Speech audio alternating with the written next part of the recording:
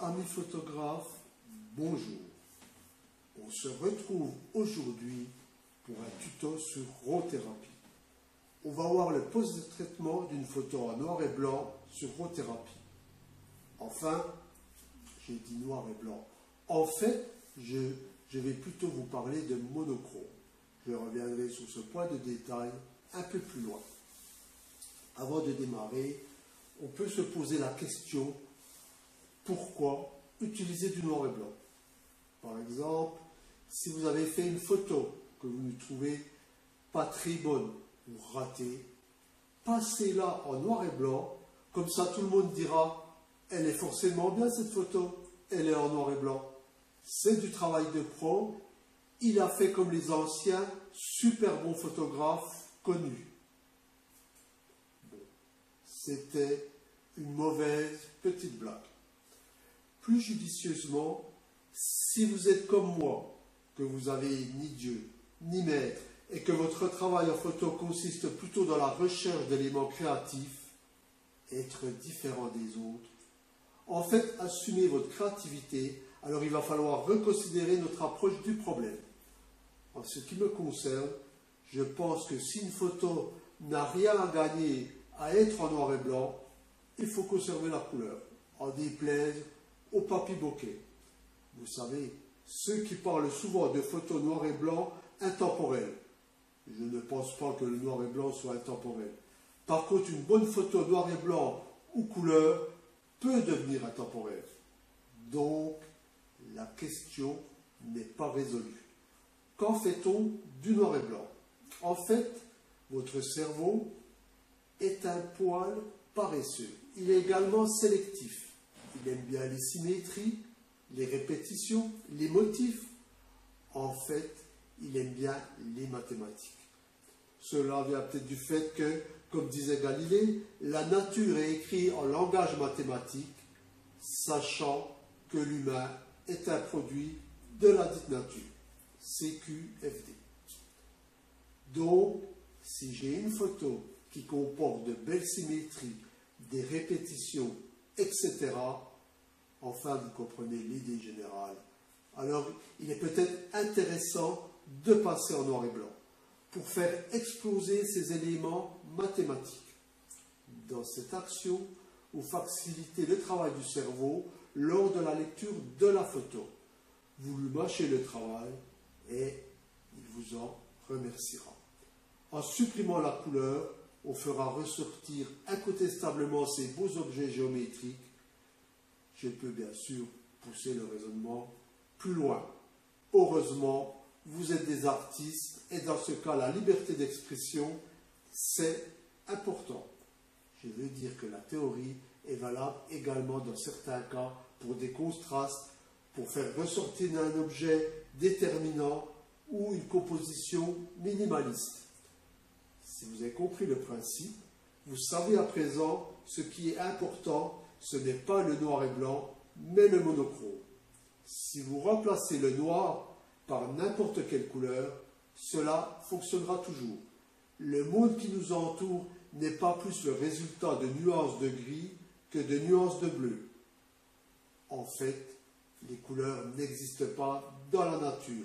C'est votre cerveau qui crée les couleurs à partir des ondes électromagnétiques. D'ailleurs, notre vision, puis notre cerveau, ne prend pas en compte les ultraviolets d'un côté et les infrarouges de l'autre. De la bande passante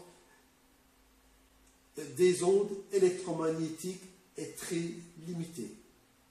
Par exemple, si vous prenez une télécommande simple de télévision et si vous appuyez sur un des boutons de votre télécommande, votre œil ne percevra pas le rayon infrarouge. Par contre, si vous dirigez la télécommande face à votre smartphone que vous avez pris soin de passer en mode caméra, vous verrez sur l'écran le rayon infrarouge. Pour la petite histoire, cela peut être un test pour vérifier si votre télécommande fonctionne bien. En dehors de cela, c'est également le test ultime pour prendre conscience que nos sens sont limités ou qu'ils nous trompent. Pour plus d'informations, vous pouvez lire le texte sous la bougie écrit par Descartes. Donc, la réalité n'est pas accessible directement par nos sens. Seul l'entendement peut nous aider à modéliser notre environnement. Donc, parler de réalité en photo, c'est beaucoup réducteur. D'ailleurs, à ce sujet, parler de réalité un artiste est un non-sens. La photo artistique, en plus de faire passer des émotions, un sentiment, c'est aussi de la poésie. C'est la métaphoto des couleurs, des formes, des objets, du vivant, etc.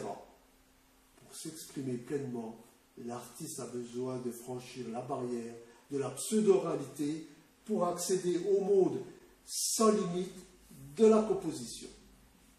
Néanmoins, toutes ces théories, c'est une bonne nouvelle. Cela laisse le champ libre à votre créativité et l'abstrait avec ses messages subliminaux. Soyons maintenant plus pragmatiques. À quel moment fait-on du monochrome? Je veux dire, à la prise de vue ou en post-traitement? Vous savez à présent que le plus souvent, je privilégie des solutions simples pour laisser plus de place à la créativité. Donc sur le terrain, je suis toujours en couleur. Je ne me pose pas la question précise d'une belle forme géométrique, du contraste, je suis en rond, un point, c'est tout. D'ailleurs, c'est déjà vraiment galère pour apprécier la qualité d'un travail sur le petit écran LCD d'un appareil photo. Donc on ne va pas ajouter des problèmes. C'est donc en post-traitement avec RAW-thérapie que cela va se jouer. Une fois bien installé, au bureau avec un grand écran IPS de photographe, vous avez tout loisir pour analyser la dite photo couleur en RAW et de décider si vous allez passer à l'ablation des couleurs. En principe, votre photo doit posséder au minimum un des critères suivants. Des éléments géométriques basiques intéressants. Je veux dire des lignes, lignes de force, lignes directives, courbes, paraboles, hyperboles, etc. Le deuxième critère possible, toujours dans le domaine des mathématiques, ce sont les motifs, les formes répétitives, les symétries, mais également les textures qui sont souvent intrinsèquement des motifs ou des répétitions agréables. Le troisième critère, la lumière. Si elle apporte de forts contrastes par exemple, ou à l'inverse des belles nuances monochromes, ou encore des éclairages qui font ressortir des détails déterminants dans votre composition, en fait, on va beaucoup jouer sur les tons clairs et les tons foncés. À présent, la dernière règle, la plus importante à mon goût, c'est qu'il n'y a pas de règle. En photo, c'est important de connaître toutes ces règles, mais il faut savoir qu'elles peuvent être surplantées à toutes les étapes par vos émotions, vos sentiments, vos intuitions, votre poésie, ou plus simplement, si vous racontez une histoire à l'aide d'une photo. En dehors des postulats de base, et heureusement, c'est à vous d'inventer de nouvelles règles en tant que créateur. Il vous appartient de les découvrir, donc vous l'avez compris, ma liste n'est pas exhaustive. Donc pour faire court, je vais post-traiter une seule photo sur RAW-thérapie. Il n'est pas nécessaire de faire plus long pour comprendre le principe. À vous par la suite d'enrichir la procédure.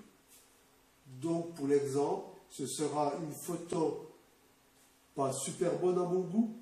Néanmoins, j'aime cette photo avec ce rideau de poteau métallique au loin. Je ne sais pas si vous voyez à ce niveau-là. A-t-on le droit d'aimer une photo passable, simple, sans ambition? Bon, j'avoue que cette question existentielle ou ce paradoxe, on va le laisser de côté pour s'intéresser uniquement à la partie technique sur RAW-thérapie.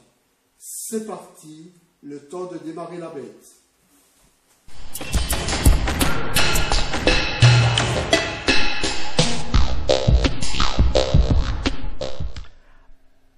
Avant de télécharger mon image, je vais vous montrer mes paramètres de réglage de RAW-thérapie.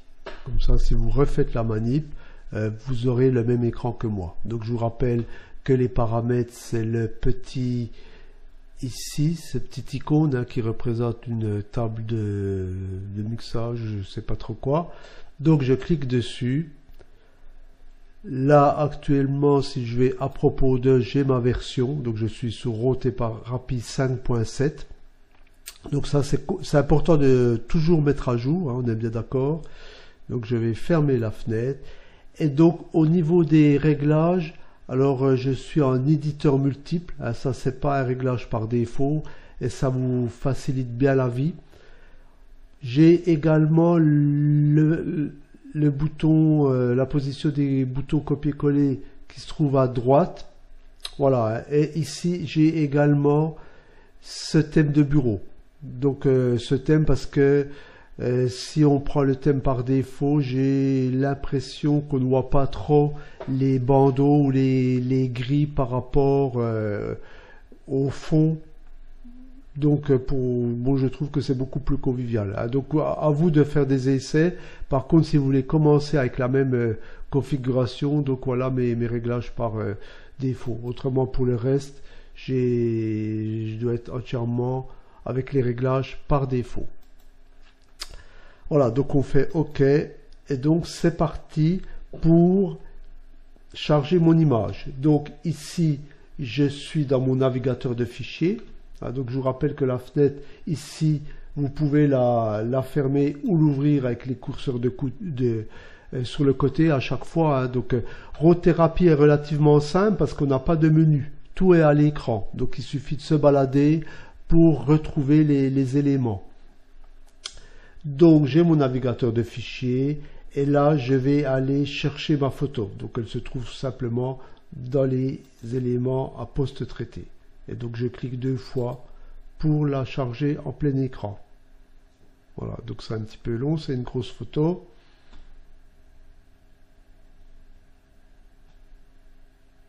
Voilà la photo en question.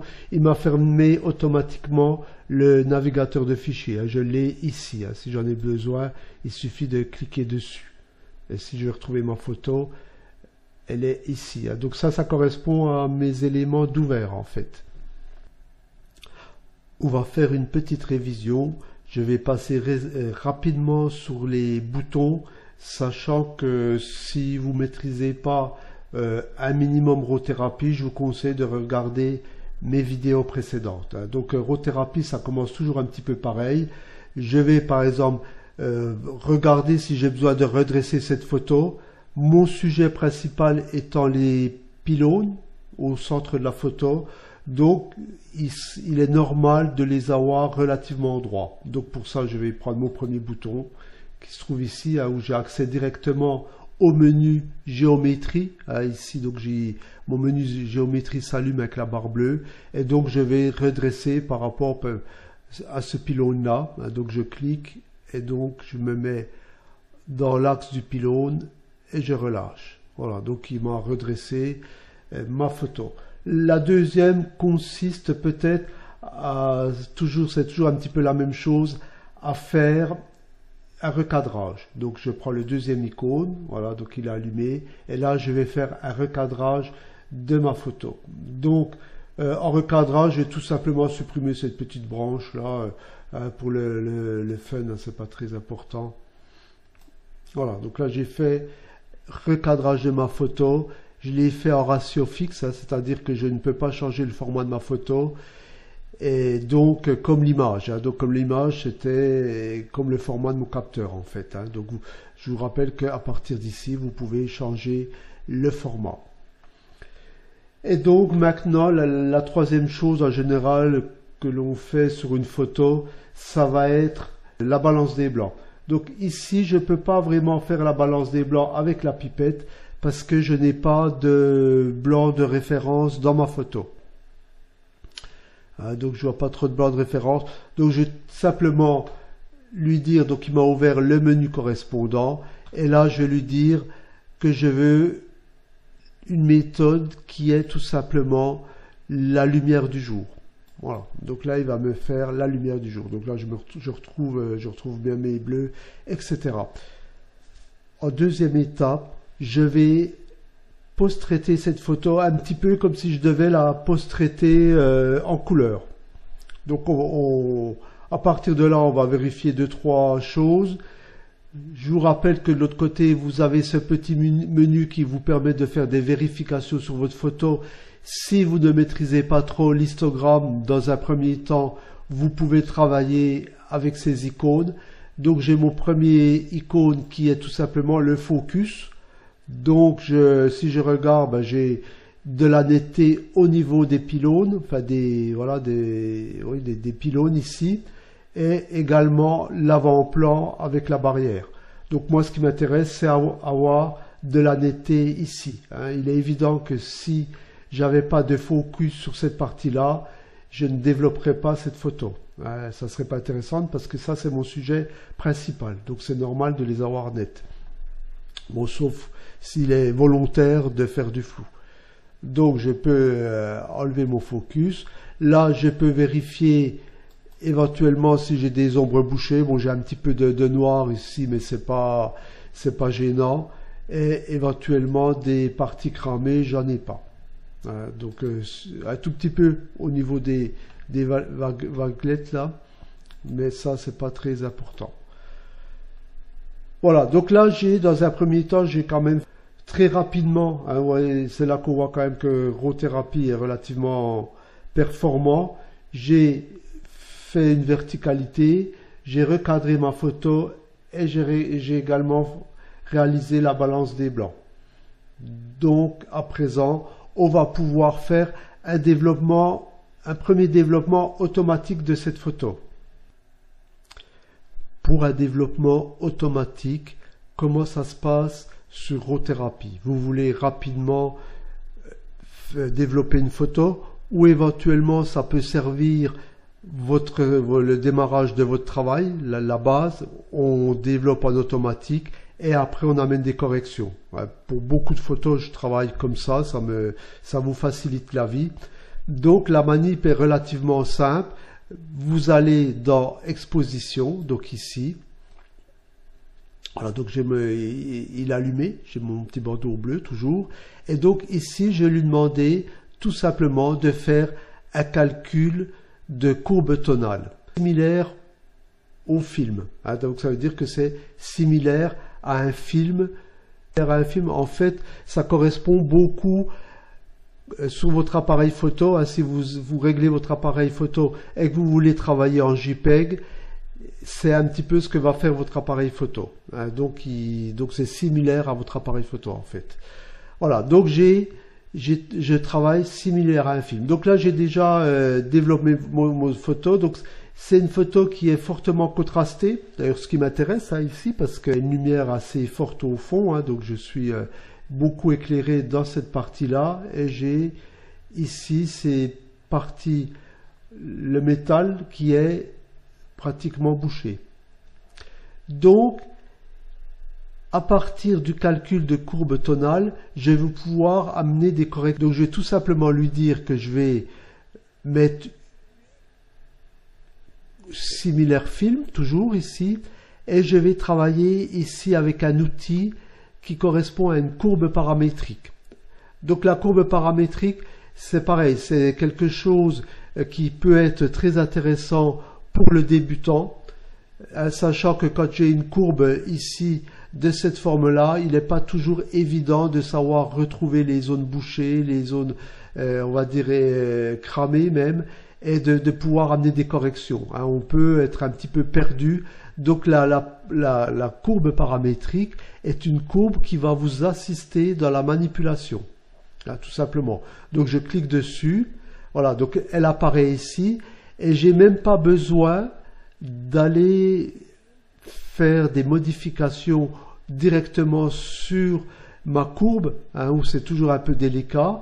À ce moment-là, si je vais par exemple dans ombre bouchée, lui, il me retrouve les zones qui correspondent à ombre bouchée. Vous voyez, donc il me les met en gris clair. Donc cette zone-là correspond aux zones bouchées. Donc si je veux agir sur cette zone-là, il faut vraiment que je reste dans cette zone uniquement de la courbe.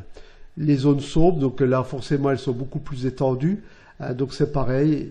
Idem pour les zones claires, donc là je m'éloigne de l'histogramme, je vous rappelle que ici ça correspond au noir et ici aux zones fortement éclairées, au blanc pur et au noir intense.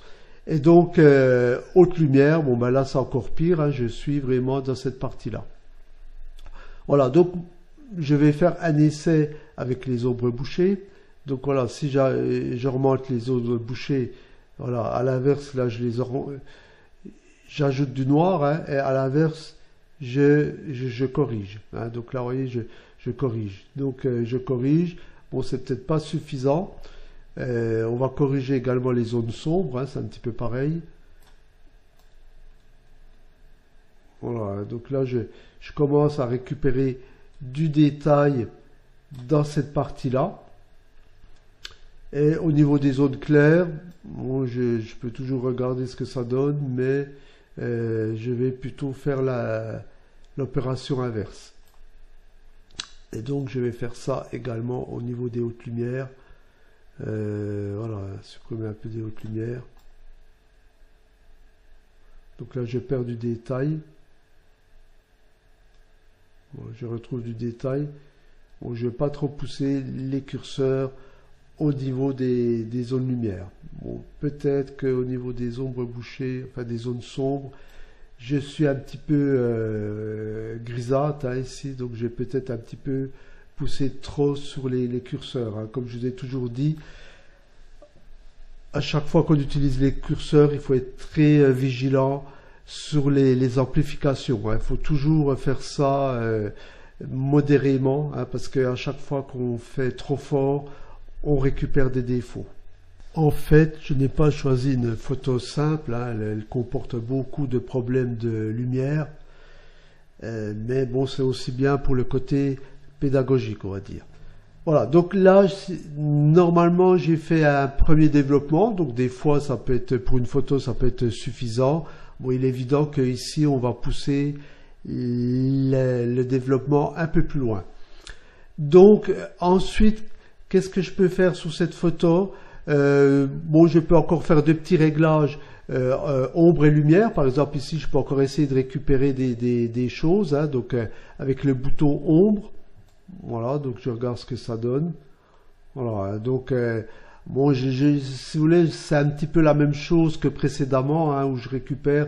Bon, l'algorithme, à mon avis, n'est pas tout à fait pas tout à fait le même, hein, où je peux quand même essayer de récupérer un petit peu ici, voilà, dans la zone ici. Hein. Ok. Ensuite, au niveau de l'ajustement lab, je peux peut-être... Alors, l'ajustement lab, si vous voulez, quand on utilise le mot lab, hein, sur Rothérapie, c'est un ajustement qui va être beaucoup plus performant qu'un ajustement RVB. L'ajustement RVB, vous l'avez au-dessus. Hein, ici, voilà, quand vous êtes dans cette zone-là, vous pouvez ajuster les luminosités, contrastes, mais ici, c'est moins performant parce que, en fait, les couleurs sont mélangées avec la luminosité. Hein, c'est un petit peu la difficulté.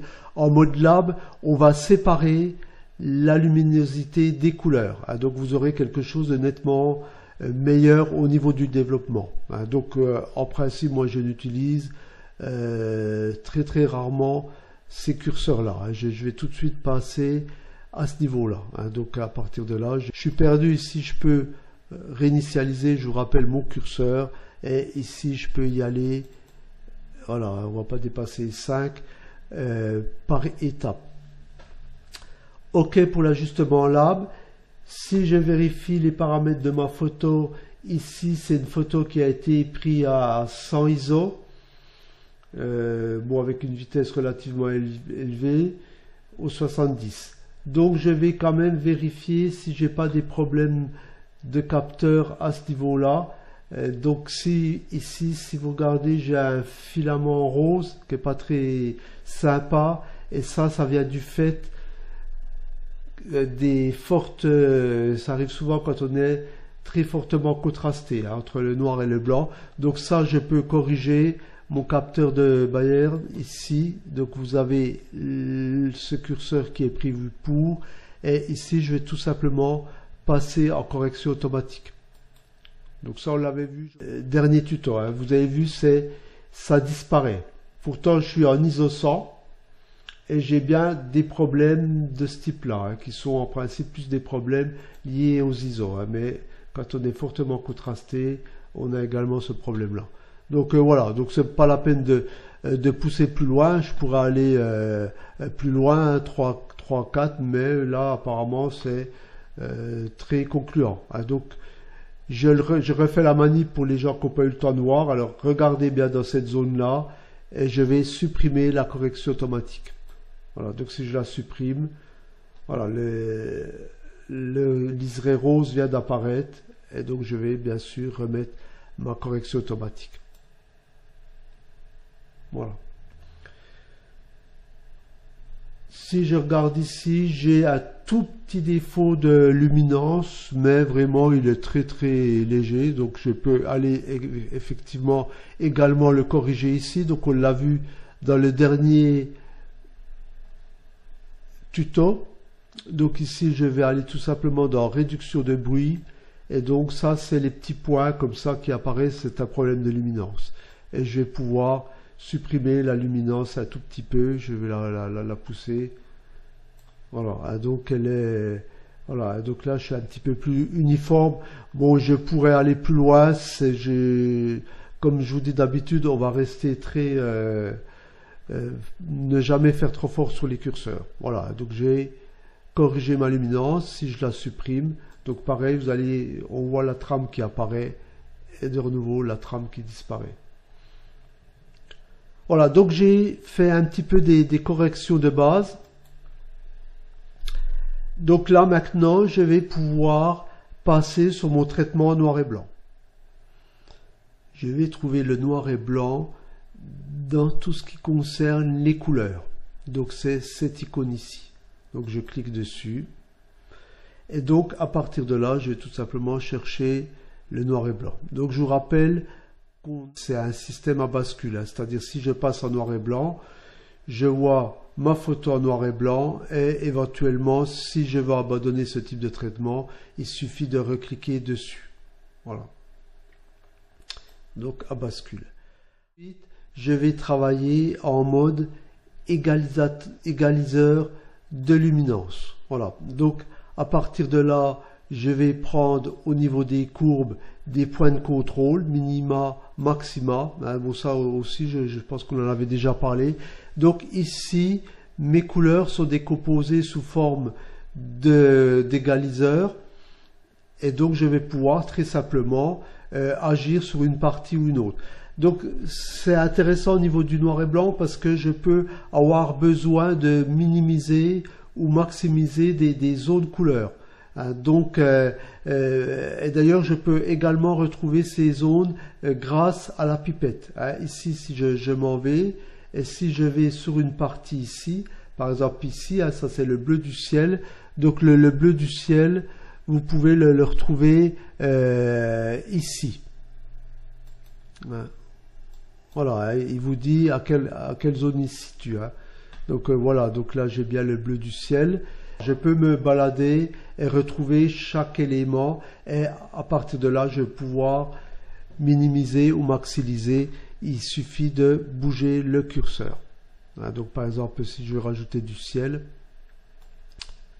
voilà, donc voilà, vous avez les autres qui vont, si vous regardez dans la partie là, je vais pouvoir bouger et reconstruire en quelque sorte un petit peu mon noir et blanc de la manière que je veux, les éléments que je veux faire sortir en fait.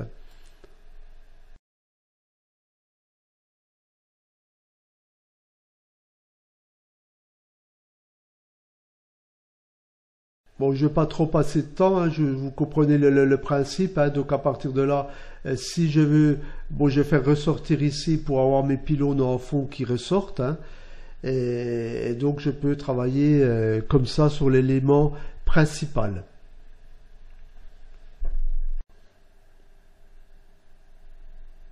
Donc à partir du moment où vous avez reconstruit votre zone ici, minimaliser, maximaliser vos curseurs, en fait, vous pouvez encore à un certain niveau amener des corrections ici. Hein, donc correction gamma au niveau du rouge, du vert, du bleu. Hein, donc ça revient un petit peu à la même chose. Hein. Voilà, donc je vais pouvoir corriger. Mais en fait, ce qui est le plus intéressant, c'est ici de rechoisir de nouveau le noir et blanc similaire film. Bon, ça peut être aussi saturation et valeur, hein, ça dépend de ce qu'on recherche. Bon, là, je me mets en position en quelque sorte nominale.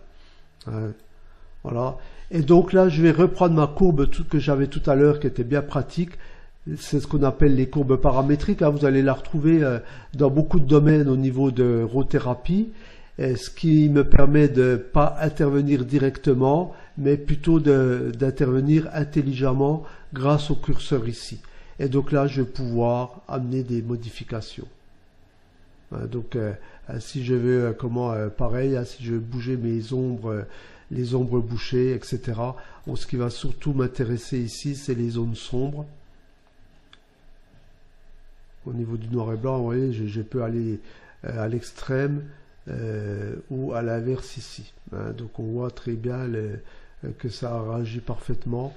Et donc je vais rester sur quelque chose où j'ai quand même du détail.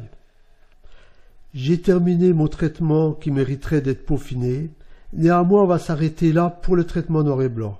Mais comme je suis déçu par mon post-traitement noir et blanc, je vais donc ajouter un virage partiel qui correspondra plus à ce que j'ai vu à la prise de vue. Je veux dire, c'était un peu l'heure bleue avec quelques nuances de rose. Donc pour le virage partiel, ça se passe encore une fois très simplement. Ici, je suis dans le menu couleurs, hein, ça concerne toutes les modifications par rapport aux couleurs de ma photo. Donc j'ai bien mon petit icône qui est surligné en bleu. Et donc à partir de là, je vais tout simplement descendre dans mon menu. Voilà, et donc je cherche virage partiel. Donc vous l'avez ici. Voilà, donc virage partiel. Alors il y a deux choses qui sont intéressantes. Bon là j'ai commuté mon bouton. Alors c'est la première chose, c'est ici. Si je prends grille de correction. Donc à partir de la grille de correction, c'est vraiment super sympa au niveau de cet outil, parce que j'ai juste à prendre mon petit repère au milieu, et donc je vais pouvoir le balader. Hein. Par exemple, si je veux aller dans les roses, je le balade ici dans les roses, hein, ou je peux le ramener dans les bleus. Voyez, et donc à partir de là, je peux faire un virage partiel de mon noir et blanc, par-dessus, hein, ça pose pas de problème. Comme ça, et donc là, bon, par exemple, si je décide de le faire un peu type sépia, hein, donc je peux aller à fond sur le sépia et redescendre à ce niveau-là, au niveau de la quantité. Hein. En fait, ici, je suis dans la lignée des oranges et je vais pouvoir jouer sur la quantité. Donc, de cette manière, vous pouvez très simplement jouer sur vos noirs et blancs. Bon, je peux également utiliser par région, hein, où, donc là, ça va tout de suite être beaucoup plus violent.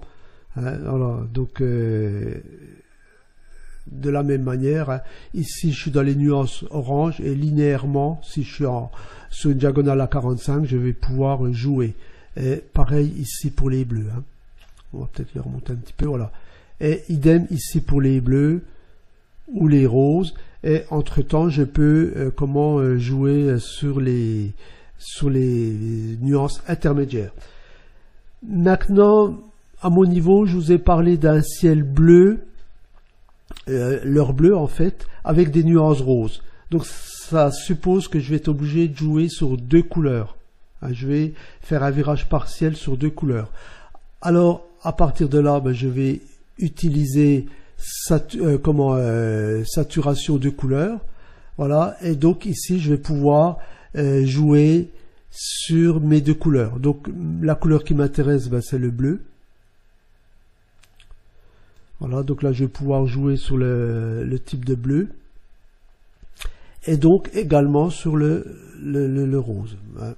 Voilà, donc je vais pouvoir jouer sur les deux. Bon, voilà, donc, bon, je ne vais pas passer trop de temps. Je vous montre le résultat final. Voilà ce que ça va donner. On va le passer en plein écran. J'enlève ma fenêtre de gauche à l'aide de mon bouton. Et là, je passe en plein écran. Hein, maintenant, vous connaissez à l'aide de cette icône qui est bien pratique. Voilà. Donc, ça, c'est le résultat final. Voilà. Donc, bon, je vous ai montré les différentes étapes, les différents outils. À vous de peaufiner, hein, bon, il faut manipuler, hein, pour arriver à des choses. On peut faire des choses supérieures à ce que j'ai fait, hein, il est évident, en passant du temps. Voilà, donc je vous remercie pour ce tuto et ciao.